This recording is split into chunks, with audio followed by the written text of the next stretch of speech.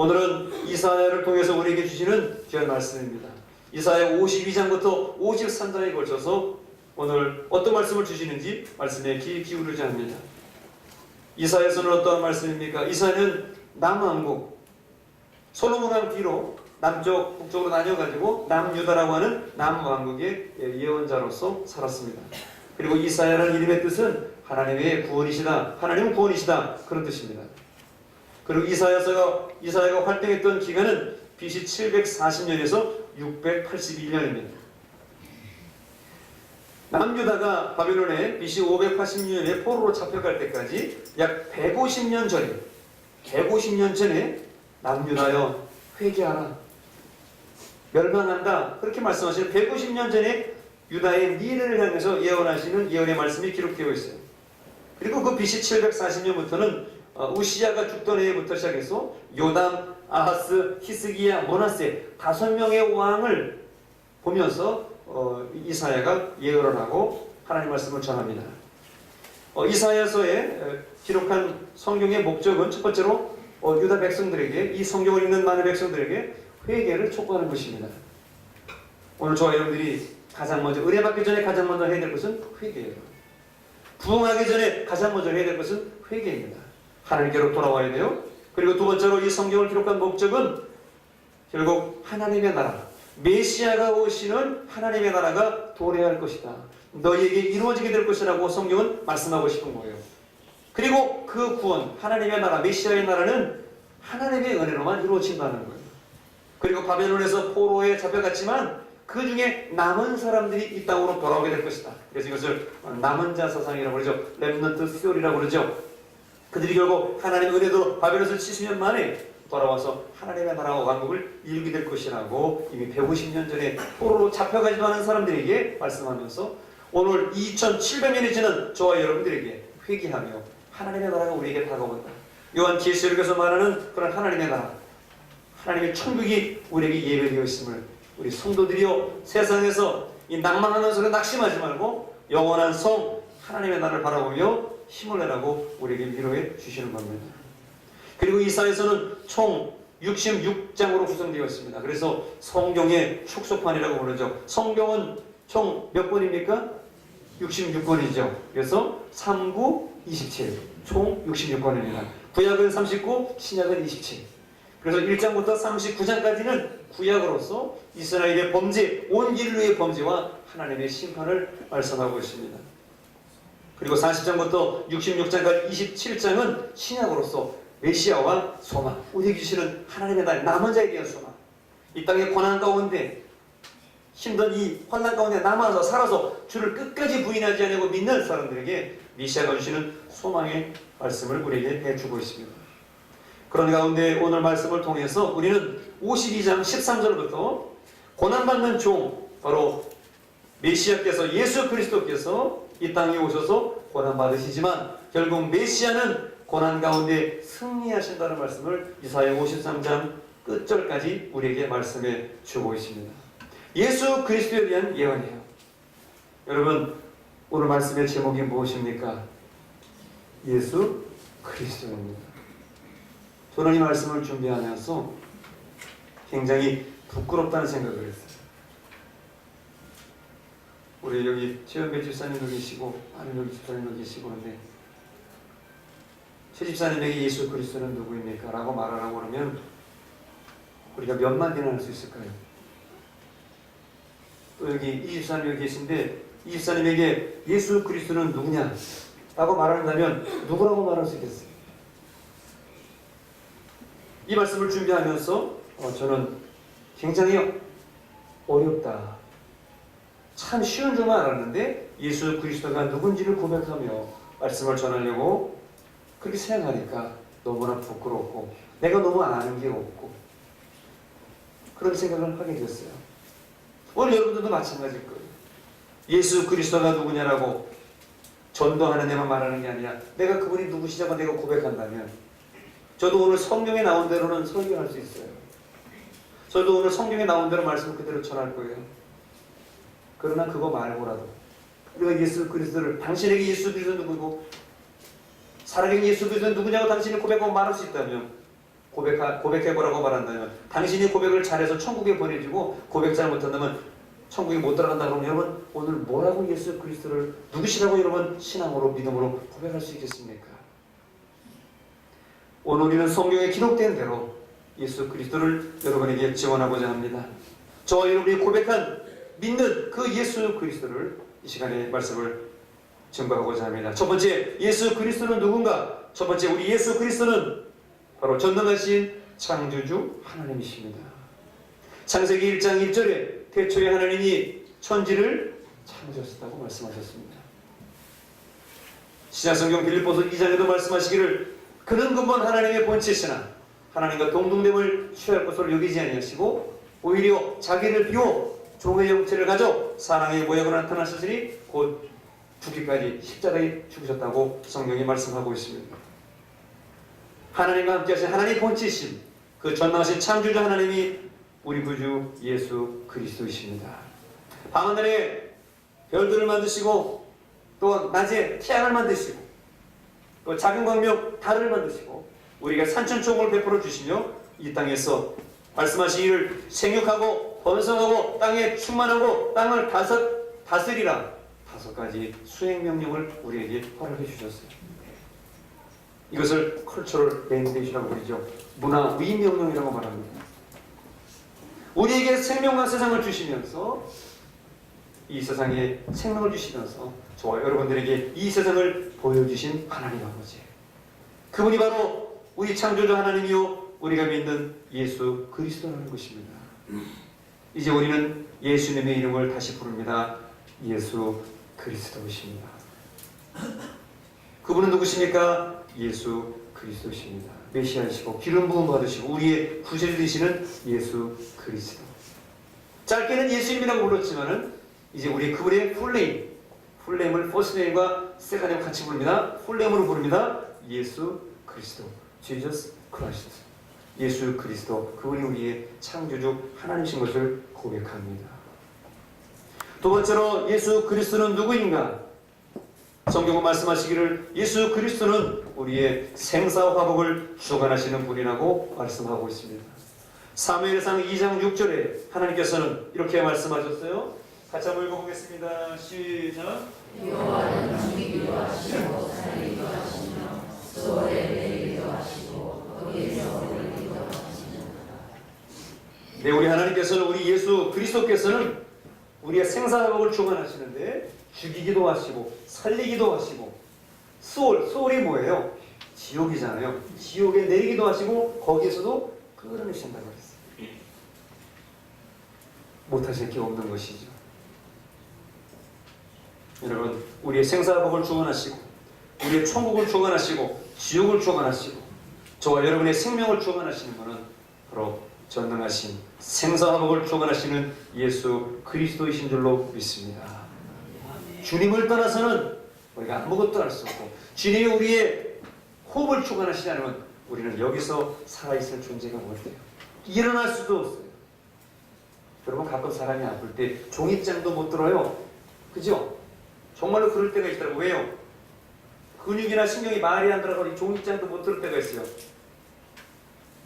하물며 하나님이 우리의 호흡을 걷어가시면 우리 영혼의 맥박을 걷어가시면 우리는 마른 막대기 같고 누워있는 푸른 초장과 같아요. 아무것도 할 수 없어요. 그러니 우리는 생사화복을 주관하시는 예수 그리스도를 저와 여러분들이 구주로 고백하니 얼마나 감사하고 우리를 살려주시니 다시 한번 하나님께 영광 돌리는 줄로 믿습니다. 아멘. 그리고 예수 그리스도는 누구냐? 성경 말씀하시기를 이제 장차 메시아로 오시는 분으로 예언되신 분이에요. 예레미야 23장 5절에 이사야서에도 말씀하시지만은 예레미야 23장 5절에 이 땅에 메시아로 구원주로 오시는 분이라고 성경에 예언되어 있어요. 같이 또 읽어보겠습니다. 시작. 여호와의 말씀이라 보라 내가 이르니 내가 다윗에게 한 의로운 말을 들릴 것이다. 그가 왕이 되어 지혜롭게 다스리며 세상에서 정의와 공의를 행할 것이며. 예레미야서에서도 여호와께서 말씀하셨습니다. 내가 이르면 다윗에게 한 의로운 가지를 일으킬 것이다. 그가 왕이 되어 지혜롭게 다스리며 세상에 정의와 공의를 행할 것이다. 다윗 왕의 계통 속에서, 다윗의 민족 속에서 하나님께서 영원한 메시아를, 이사야 7장 14절 말씀하는 것처럼 메시아를 이 땅에 보내시겠다고 하나님께서 약속하시고 예언하신 그분이 바로 우리 구주 예수 그리스도라는 겁니다. 메시아가 왜 오셔야 했습니까? 죽어가는 저 남유다 백성들, 북이스라엘 백성들, 죽어가는 온 인류, 이 세상에 태어나고 있는 죄 가운데 죽어가는 자들을 구원하시기 위해서, 그 나라를 세우시려고 하나님의 나라를 완성시키기 위해서, 이 말씀을 우리에게 확증해서 보여주시기 위해서, 육신으로 오신, 말씀이 되어 육신으로 오신 이 말씀을 마지막까지 이루시기 위해서, 이제 계시록의 그 말씀을 이루시기 위해서 장차 그 주님은 이제는 메시아로 오셨지만은 장차는 심판주로, 구원주로 우리에게 오신다고 성경은 예언하고 있어요. 하나님의 자녀들을 하나님께 돌아오게 하시죠. 하나님께로 돌아오라. 구약의 선지자들 보면 다 그렇게 말씀하고 있어요. 구약의 대예언서 이사야, 예레미야, 에스겔, 소예언서 호세아, 다니엘, 아모스, 오바다, 요나미가, 나움, 하박국, 스가랴, 학개서, 말라기, 그 소예언서 모든 서들이 다 하나님께로 돌아오라. 내게로 돌아오라고. 리턴 투가 하나님께로 돌아오라. 내게로 돌아오라. 그리고 하나님께 순종하라. 하나님께 순종하라고 하나님께서 늘 말씀하시는데, 그 메시아로 예언되셔서 이 땅에 오시는 그분이시죠. 그리고 우리 주 예수 그리스도는 어떤 분이십니까? 메시아로 예언되셔서 이 땅에 성육신 하신 분이십니다. 하나님이 신이 인간이 되신 거예요. 이건 신비예요. 우리가 함부로 생각할 수 없는 하나님의 신비예요. 성령으로 잉태되었다. 하나님의 신비예요. 설명을 할 수가 없어요. 이 땅에 주의 형체를 지니고 이 땅에 사람의 모양으로 나타나셨습니다. 하나님이 그 얼굴을 보여주신 거예요. 모세 시대에 하나님 보고 싶어서 모세가 하나님을 갈망했지만, 하나님은 모세에게 그 시내산에서, 라우즈산, 그 아몬드 산에서, 그 시내산에서 모든 사람을 올라오지 못하게 하시고, 하나님은 모세에게 하나님의 등을 보여주셨어요. 그런데 이제 신약시대에 오셔서는 하나님이 안 되겠다 싶으셔가지고 메시아로 예언하시고 성육신하셔서 그 얼굴을, 사람의 형체를, 종의 모양을 사람들에게 보여주셨어요. 그래서 그랬잖아요. 저희들이 예수님 우리에게 아버지를 보여주시옵소서.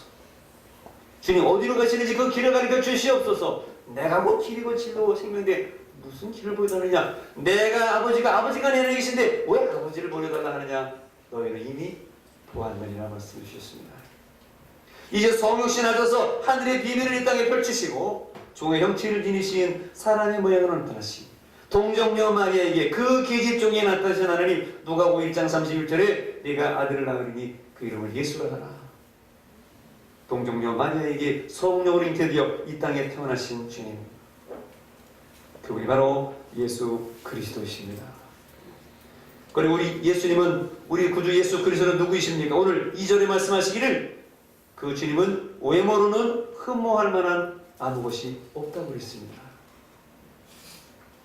예수님 고운 모양도 없고 요즘으로 말하면 영화배우처럼 잘생긴 사람도 아니에요. 차인표 씨처럼 잘생긴 사람도 아니에요. 장동건 씨처럼 키가 큰 사람도 아니에요. 풍채나 외형적으로는 훌륭한 게 없어요. 외형과 외모로는 뛰어난 것도 없습니다. 보통 사람들처럼 보였다는 것이죠. 평범한 사람들처럼 보였어요. 또 우리 주님은 어떠한 분이셨습니까? 오늘 3절에 말씀하시기를 그래서 그런지 사람들에게 멸시와 천대와 버림을 당했다고 그랬습니다. 그 사람들 먹고 사는데 예수님이 도움이 별로 안 됐던 모양이에요. 오늘 지금도 여러분이 직장생활하고 돈 벌고 사회생활하고 유리낙낙하는 노는데 예수 그리스도가 별 필요가 없다면 여러분도 예수님을 멸시천대하고 가방 속에 넣어버리고 천장에 넣어버리고 교회 올 때는 직분 찾고 세상 나가서는 직분 버리고 그런 사람들이 대부분이 되는 거예요. 왜 바다의 소금은 3%밖에 안 되는데 바다는 그렇게 짠데, 왜 우리 기독교인은 20%라고 하면서, 아니 15%라고 해봐요. 10%라고 해봐요. 근데 왜 세상은 이 모양입니까? 사람들에게 멸시와 버림을 당하셨어요. 왜냐하면 그분은 외모도 출신도 훌륭하지 못했습니다. 대제사장의 가문도 아니고 바리새인의 가문도 아니고 서기관의 가문도 아니고 무슨 학보이 좋아가지고 스카이 대학을 나온 것도 아니고 누구의 제자도 아니고 필로나든지 무슨 철학자의 제자도 아니었어요. 집안도 안 좋았어요. 직업도 안 좋았어요. 아버지가 목수였어요. 그러니 보통 사람들이 볼 때는 그냥 예수 도당으로만 보이고 저 갈릴리에 본 집단들만 보이고 거기에 대표적인 열심당은 가룟 유다가 있었잖아요. 가룟 유다, 요즘으로 말하면 어떤 이런 열심히 하는 그런 분들 말이죠. 갈릴리에 어떤 그 제3자로서의 삶을 같은 그런 사람들. 제자들도 보세요. 제자들 보면 다 형편없는 사람들. 우리는 예수님께서 제자 삼으신 모습을 보면서 교회의 멤버들이 무엇인가를, 교회의 제자들이 무엇인가를 저와 여러분도 다시 한번 숙고해야 될 필요가 있어 보입니다. 똑똑하고 배우고 돈 있고 권력 있으면 교회에서 직분 받으면 복음 잘 전하고 주님의 증인이 될 것, 증인 될 줄 알고 그렇게 직분을 쓰였구만. 사람들은 그렇지 못했어요. 예수님도 그런 제자를 삼고 싶었다면 학벌 좋고 문벌 좋고 집안 좋고 대제사장 뭐 그런 사람들, 뭐 똑똑한 사람들, 그런 사람들 쓰였어야 되는데 도리어 지탄받고 그저 낚시질이나 하고 그물질이나 하는 갈릴리의 어부들을 제자로 삼았어요. 직업도 별로 좋지도 않았어요. 세리마트, 세리장에서요 수전노 돈 밝히고 일지시도로 말하면 일본도보다 더 나쁜 일본 사람이 앞자기에서 완장차고 고발하는 그런 수준과 같은 세리마트를 지인을 부르셔서 나를 따르라고 제자를 삼으시고 그 갈릴리에 손을 들고 일병열심히 사회의 부조를 향해서 손을 들고 외쳤던 그 가룟 유다를 제자 삼으시는 예수님의 그 무리로 볼 때는 부족한 사람들을 불러다가 제자를 삼았으니 예수님의 무리는 사회에서 볼 때는 아무것도 아니에요. 그리고 교리적으로나 전통적으로 볼 때 유대교의 교리를 무시하고 장로들의 전통과 교리를 무시하는 그런 독불장군처럼 보였어요. 예수님 젊었어요. 30살, 31, 32, 33살.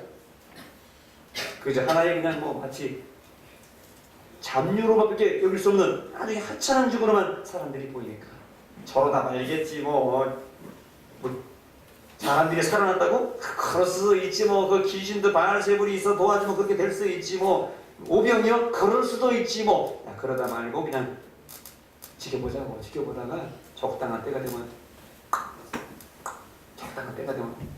합시다. 알지? 기다려 잠깐 기다려. 사람들이 다 이렇게 생각한단 말이죠. 그래서 사람들에게 멸시와 버림을 당하신 분.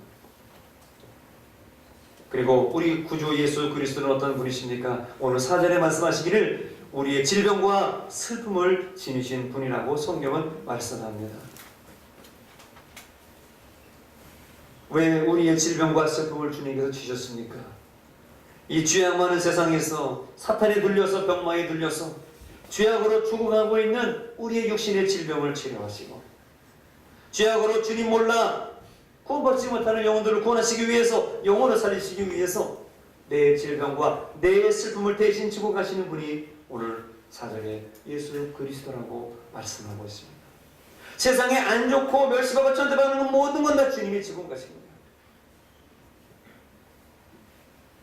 마태복음 8장 16절에 그래서 성경은 이렇게 말씀하고 있습니다. 같이 한번 읽어보겠습니다. 시작.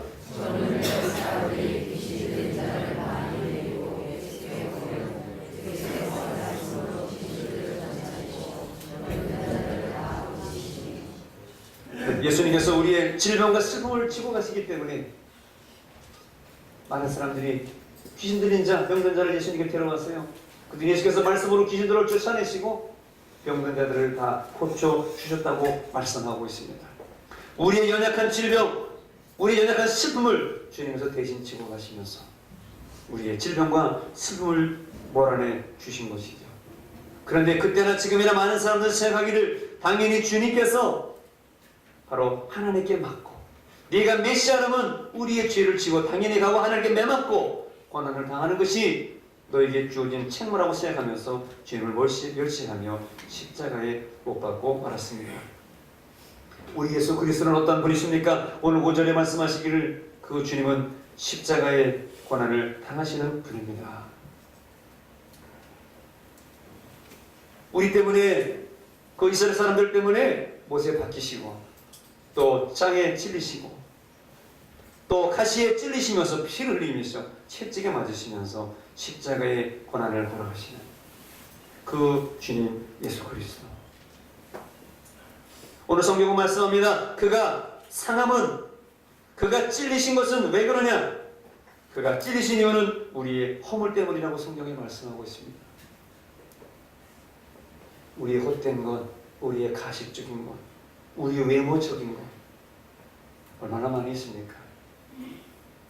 오늘도 많은 사람이 예배 드리려고 교회 찾아왔습니다. 저는 여러분에게 간곡히 부탁합니다. 교회 다니는 사람 되지 말고 예수 믿는 사람 되시기를 축원합니다. 전에 교회 다니는 사람들이 많았어요. 교회 다니는 사람 많습니다.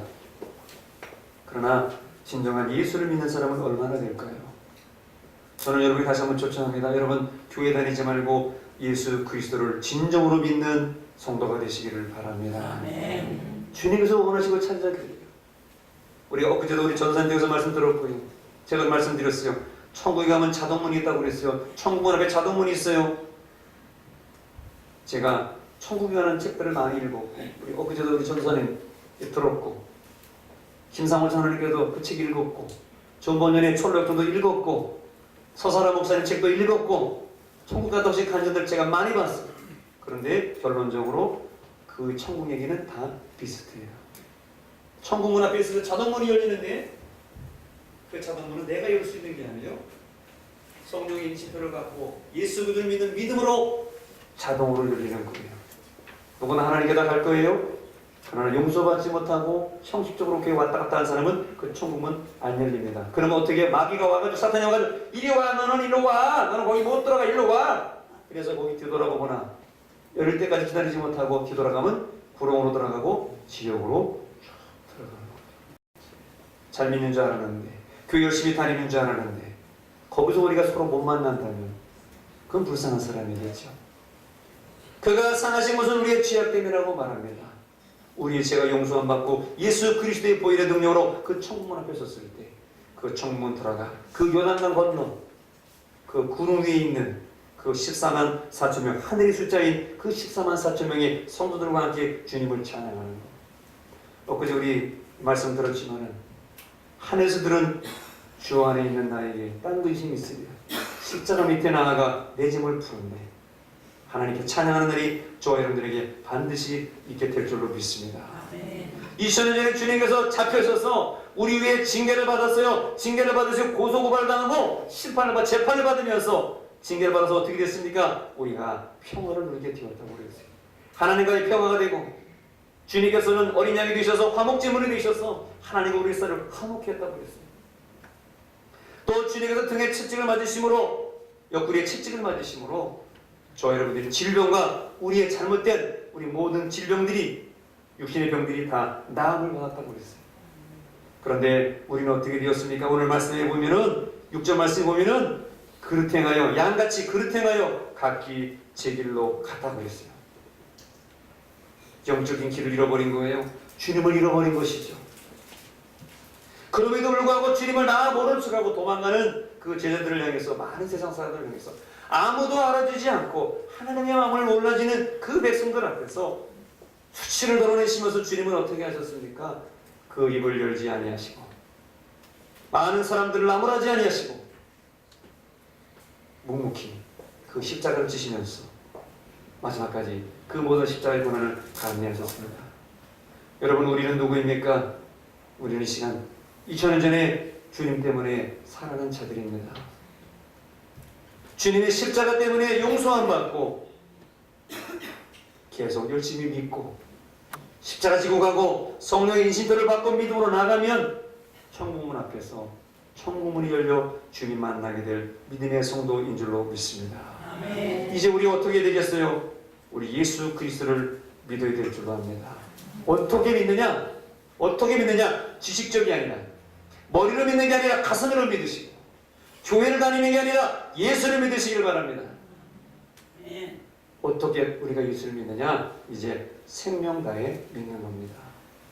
계시록 12장 11절에 성경이 이렇게 말씀합니다.